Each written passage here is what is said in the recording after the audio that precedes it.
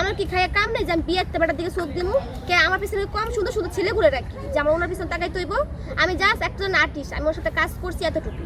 কোনো সম্পর্ক জড়া নেই, কেন জড়ামু? যদি আমি সম্পর্ক জড়ানি হইতাম তাহলে আমি ভাইয়া বলতাম যে তুমি আমার ব্যাপারে এত কিছু বলছো, আমি তোমার জামাইরে বিয়ে করেই ছাড়বো। আমার যে অন্য কোনো মেয়ে হলো এটা বলতো, কিন্তু আমি সেটা করি নাই। কেন করবো? কারণ একজন বিয়ের বেটার দিকে আমার রুচি কোনো সময় যায় না। আমার রুচি ঠিক আছে। তাহলে আমরা রিয়াজ ধরছো?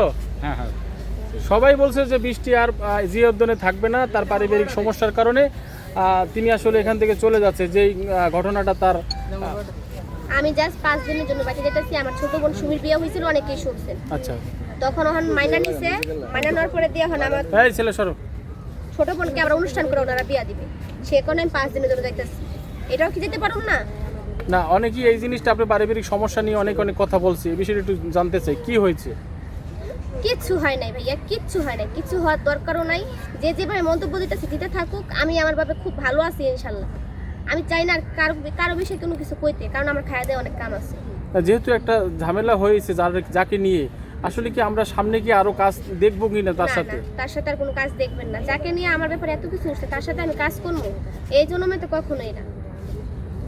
আপনি তো আগে খুব বড় গলা করে বলছিলেন যে আমার ভাই। আমি কখনো বলি আমার ভাই। আসলে আপনার মতন যারা কাজ করতে চায় বা করবে ভবিষ্যতে, তাদের উদ্দেশ্যে আপনার কি বলার আছে শিক্ষণীয়? আসলে তারা কেউ কাজ করেন না, তারা সব কিছু বুঝে হই না কাজ করেন। এইভাবে আমার মতো কেউ এরকম হইেন না। এই আপনার যে মানানি হয়েছে বা আপনি রনির বউর উদ্দেশ্যে কি বলতে চাচ্ছেন? এটা সোশ্যাল ওনার উদ্দেশ্যে আমি কি বলবো? ওনার উদ্দেশ্যে কিচ্ছু বলার নাই আমার।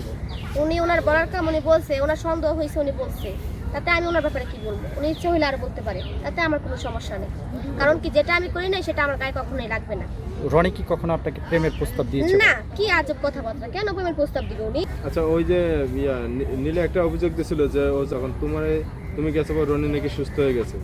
সেটা আমি জানি না, সেটা আমি জানি না যে আমি গেছি বলে সুস্থ হয়ে গেছে। কে এর আগে কি মরে গেছিল? জানাজা পড়ছিল কেউ?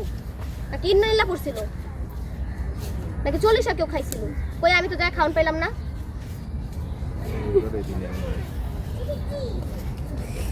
সোশ্যাল মিডিয়ার এই বিতর্ক নিয়ে আপনি কি বলতে চান? মানে আপনার শেষ বার্তা কি?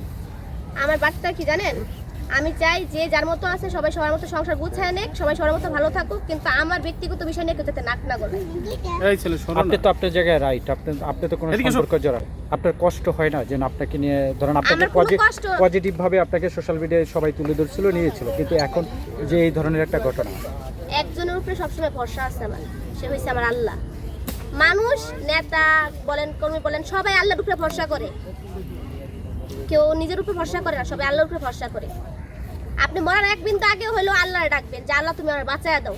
আপনি নেতারা ডাকবেন, কর্মীরা ডাকবেন যে আমার বাঁচায়া দিয়া যাও। সেরকম আমিও, কেউ আমার ভিতরে কিছু বললে আমি কারো ডাকি না, আমি একমাত্র আমার আল্লাহর ডাকি যে আল্লাহ তোমার পক্ষে আমার জন্য যেটা ভালো হয় তুমি সেটাই করো, সেটা আমার খারাপ হোক বা ভালো।